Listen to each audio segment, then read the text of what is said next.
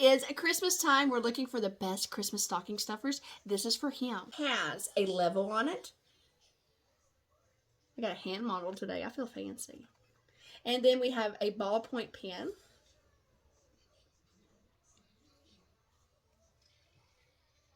Oh, and then it has a stylus.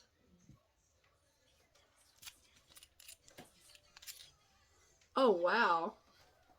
It also has a phone stand bottle opener. Look at that. Light option.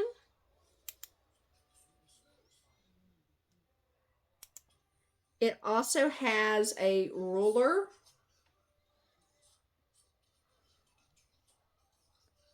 You can rotate the pen tip and put out the tool. This thing's pretty neat. Oh my goodness. And then you can rotate to remove the fill and replace.